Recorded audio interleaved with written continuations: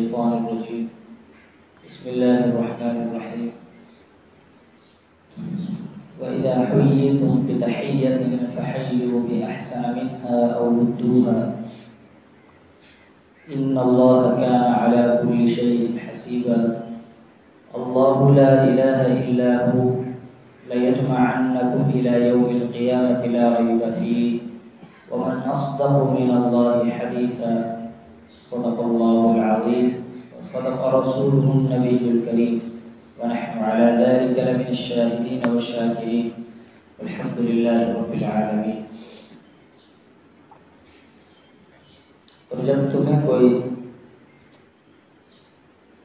سلام کرے تو تم اس سے بہتر کلمے کے ساتھ اسے جواب دو یا اس کے جیسے کلمے کے ساتھ. بے شک اللہ تعالیٰ ہر چیز کا حساب لینے والا ہے. اللہ وہ معبود برحق ہے جس کے سوا کوئی معبود نہیں. وہ یقیناً قیامت کے دن تمہیں جمع کرے گا، اس میں کوئی شک نہیں. اور اللہ تبارک و تعالیٰ سے پڑھ کر سچی بات کرنے والا وہ کون ہے؟ گزشتہ درس میں جو آیت تھی اس میں سفارش کے حوالے سے تفصیلات تھیں کہ جو کسی کی جائز سفارش کرتا ہے، نیک کام میں سفارش کرتا ہے تو اس میں سے اپنا حصہ پائے گا، اور جو کسی کی برائی میں سفارش کرتا ہے، کسی ظالم کی سفارش کرتا ہے تو اس میں سے اس کو بھی حصہ ملے گا. تو اچھی سفارش کیا ہوتی ہے، اس کی بہت زیادہ جزئیات ہیں. ان میں ایک بہترین سفارش یہ بھی ہے کہ کسی کے حق میں دعا کی جائے. تو کسی کے حق میں غائبانہ دعا کی جائے تو دعا کرنا بھی شریعت کی نظر میں سفارش ہوتی ہے اور شفاعت ہوتی ہے. ایک شخص دوسرے کو جب دعا دیتا ہے گویا کہ اللہ کے ہاں یہ اس شخص کی سفارش کر رہا ہے، شفاعت کر رہا ہے. تو شفاعت کے بارے میں یہ بھی آپ صلی اللہ علیہ وسلم سے منقول ہے. آپ فرماتے ہیں کہ نیک کاموں میں، اچھے کاموں میں سفارش کیا کرو تاکہ تمہیں تمہیں اجر دیا جائے. اللہ تبارک و تعالیٰ کے یہاں یہ مقبول عمل ہے. تو ایک بہترین سفارش یہ بھی ہے کہ جب دو مسلمانوں کی آپس میں ملاقات ہو تو سلام کا تبادلہ ہو جائے. تو سلام کرنا جو کہ شریعت کی طرف سے جس کی ہمیں ترغیب دی گئی ہے، یہ بھی ایک بہترین سفارش ہے اور زبردست دعا ہے جو دین اسلام نے ہمیں تحفے میں دی. یہ بہت زبردست چیز ہے. اسلام سے پہلے عربوں کے ہاں یہ رواج تھا کہ جب وہ آپس میں ایک دوسرے سے ملاقات کرتے تو حیاکم اللہ کہتے تھے، یعنی کہ اللہ تعالیٰ تمہیں زندگی دے، اللہ تمہیں جیتا رکھے. تو اس قسم کے جملے یا انعم صباحا، تمہاری صبح اچھی ہو جائے، تم یعنی زندہ رہو، لمبی عمر پاؤ، اس قسم کے جملے اسلام کی آمد سے پہلے عربوں کے ہاں یہ رائج تھے. لیکن دین اسلام نے یہ تعلیمات دی کہ حیاکم اللہ کہنے کی بجائے یہ کہا جائے کہ السلام علیکم ورحمۃ اللہ.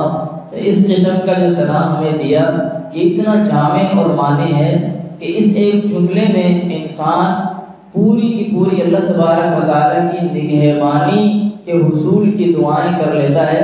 اور جواب میں جب دوسرا جواب دینے والا وعلیکم السلام کہتا ہے اس میں بھی یہ مضمون آ جاتا ہے. تو یہ انتہائی جامع معنی اور اپنے ساتھ برکات کو لے کر آنے والا، رحمتوں کو متوجہ کرنے والا عمل ہے. بظاہر چھوٹا سا ہے لیکن اس کے بہت سارے ثمرات اور بہت سے فضائل اور اس کی اہمیت بھی احادیث مبارکہ میں تفصیل کے ساتھ ملتی ہے. تو بہرحال سلام کرنا ایک تو سنت موقدہ، یہ سنت تو پکی بات ہے کہ یہ ہے ہی. اور پھر جہاں سلام کیا جائے اگر کوئی عذر مانع نہیں ہے تو اس کا جواب دینا یہ واجب کے درجے میں ہو جاتا ہے. تو سلام کا جواب دینا یہ لازم ہوتا ہے. تو اس کو رواج دینا چاہیے. حدیث پاک میں آتا ہے حضور صلی اللہ علیہ وسلم فرماتے ہیں افشوا السلام، کہ سلام کو عام کیا کرو، یعنی سلام کا رواج ڈال دو، اس کو پھیلاؤ اور یعنی لوگوں میں اس کا رواج بن جائے. کیونکہ یہ دعائیں ہیں اور جب ایک شخص دوسرے کو دعا دیتا ہے تو جواب میں وہ شخص بھی اس کو دعا دے گا، تو ان دعاؤں کی وجہ سے اللہ تعالیٰ کی رحمتیں متوجہ ہوتی ہیں۔ ایک روایت میں آتا ہے آپ صلی اللہ علیہ وسلم سے پوچھا گیا کہ کون سا عمل سب سے افضل ہے؟ آپ فرماتے ہیں کہ بھوکوں کو کھانا کھلاؤ، اور دوسرا یہ کہ سلام کو عام کرو، سلام کو پھیلاؤ، یعنی کہ یہ سلام جو شریعت نے سکھایا اس کی ترویج کیا کرو۔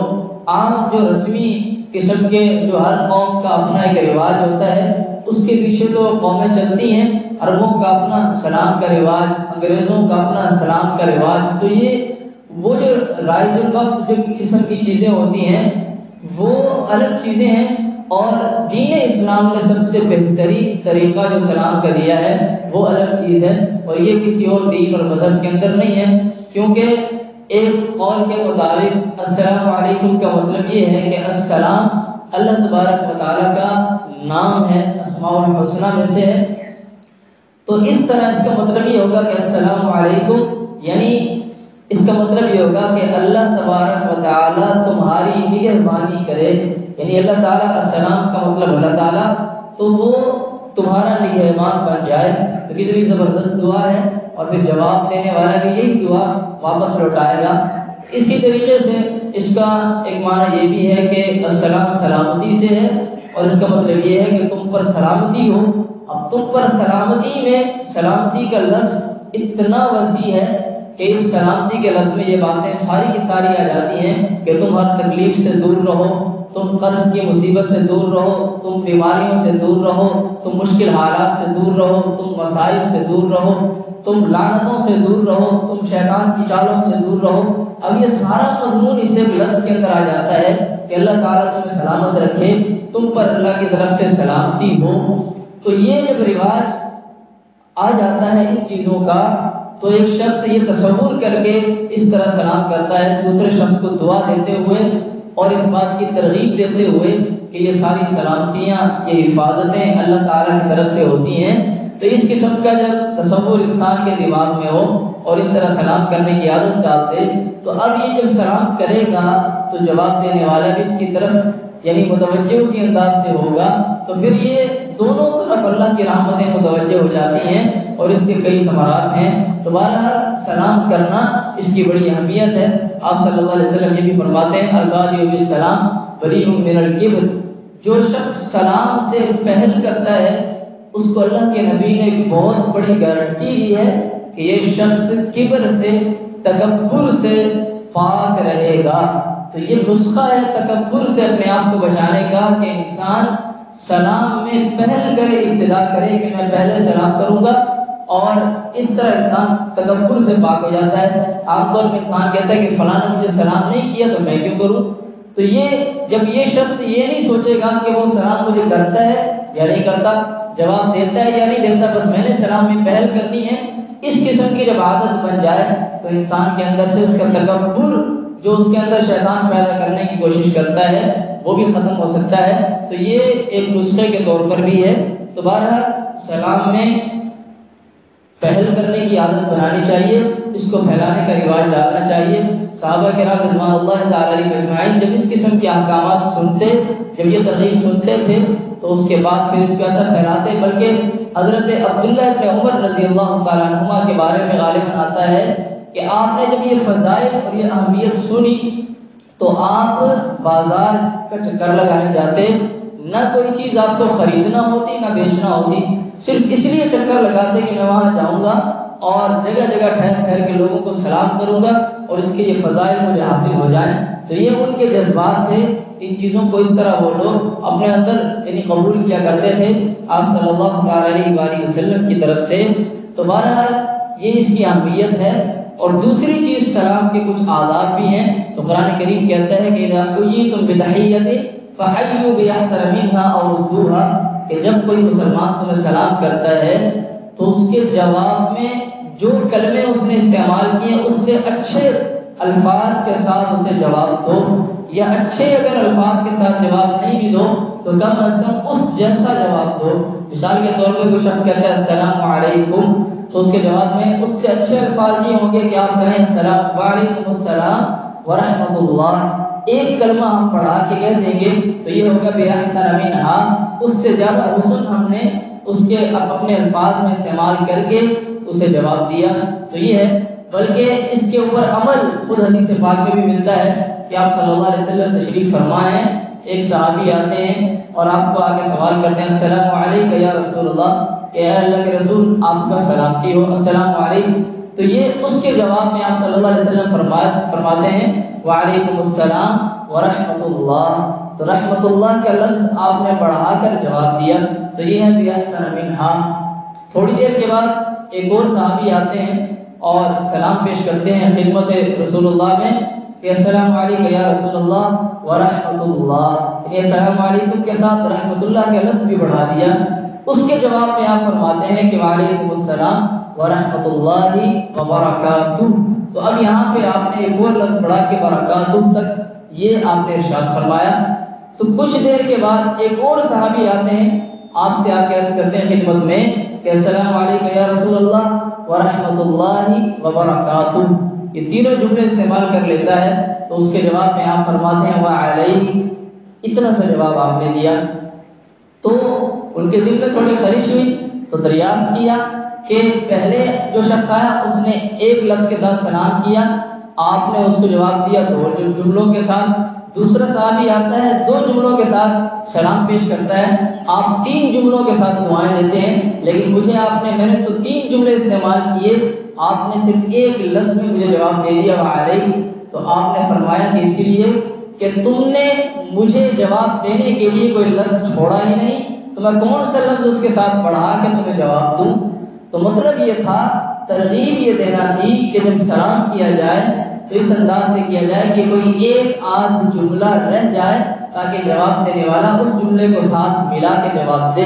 تو فقہاء کرام یہ لکھتے ہیں کہ سلام میں مسنون یہ ہے کہ السلام علیکم کہا جائے جو سلام میں پہل کرنے والا ہے، یا پھر السلام علیکم ورحمۃ اللہ کہے، اس سے آگے نہ کہے، لیکن جواب دینے والا وبرکاتہ تک جواب دے سکتا ہے۔ برکاتہ کے آگے کوئی اور لفظ یہ سنت مطہرہ کے اندر نہیں ملتا، اس سے آگے جو مزید بڑھا چڑھا کے جملے بولے جاتے ہیں وہ شریعت مطہرہ میں نہیں ہے، نہ ہی سنت ہے۔ تو بہرحال سلام میں پہل کرنا یہ سنت ہے، اور جو شخص سلام کرے اس کا جواب دینا اچھے الفاظ کے ساتھ یا کم از کم اس جیسے الفاظ کے ساتھ یہ واجب ہو جاتا ہے۔ تو یہ اس کے آداب ہیں، اور اس کے آداب میں یہ بات بھی شامل ہے کہ جو شخص کسی ضروری کام کے اندر لگا ہوا ہے، کوئی شخص قرآن کریم کی تلاوت کر رہا ہے، کوئی شخص وضو کر رہا ہے، کوئی نماز میں لگا ہوا ہے، تو ایسی صورتحال میں سلام نہ کیا جائے۔ تو سلام کرنے میں صورتحال کو بھی دیکھ لیا جائے کہ یہ صورتحال کیسی ہے، کہ سلام کرنا ہے یا نہیں کرنا، تو یہ چیزیں بہرحال دیکھنا یہ ضروری ہوتا ہے۔ اور جہاں سلام کر دیا جائے تو اس کا جواب دینا یہ بہرحال واجب ہے۔ اگر کوئی عذر مانع نہیں ہے اور سلام کرنے والے کا جواب ہم نے نہ دیا تو پھر یہ شخص گناہ گار ہو جاتا ہے، تو اس گناہ سے بھی اپنے آپ کو بچانا چاہیے، اس کی اہمیت کو مد نظر رکھا جائے۔ جہاں کوئی شخص سلام کرتا ہے اس کا جواب لازمی دیا جائے اور سلام میں پہل کرنے کی عادت ڈالی جائے، تاکہ ان تمام فضائل کو حاصل کرنے والوں میں ہم بھی اپنے آپ کو شامل کر بیٹھیں۔ اور ایک اور مسئلہ جو سلام کے آداب سے متعلق ہے کہ جہاں مجلس لگی ہوئی ہوتی ہے، مثال کے طور پہ ایک سے زیادہ لوگ بیٹھے ہیں، دو شخص ہیں، تین، چار ہیں، پانچ ہیں، تو کوئی شخص آنے والا سلام کرتا ہے تو اس مجلس میں سے تمام کے اوپر جواب دینا واجب نہیں ہوتا۔ کوئی ایک شخص بھی اگر اس مجلس میں سے جواب دے دیتا ہے تو سب کی طرف سے یہ واجب ادا ہو جاتا ہے۔ البتہ اگر سب جواب دیں گے تو سب کو ثواب ملے گا، اس میں شریک ہو جائیں گے۔ کوئی ایک شخص جواب دے دیتا ہے تو واجب ادا ہو جاتا ہے۔ اللہ تبارک و تعالیٰ میں شریعت کے ہر مسئلے کو مد نظر رکھتے ہوئے اپنی زندگی سنت کے مطابق گزارنے کی توفیق عطا فرمائے۔ الحمدللہ رب العالمین الرحمن الرحیم مالک یوم الدین، اللهم صل وسلم وبارك على سيدنا محمد وآله وأصحابه، إياك نعبد وإياك نستعين، اهدنا الصراط المستقيم صراط الذين أنعمت عليهم غير المغضوب عليهم ولا الضالين، ربنا آتنا في الدنيا حسنة وفي الآخرة حسنة وقنا عذاب النار، رب اغفر وارحمنا أنت خير الراحمين، اللهم لا إله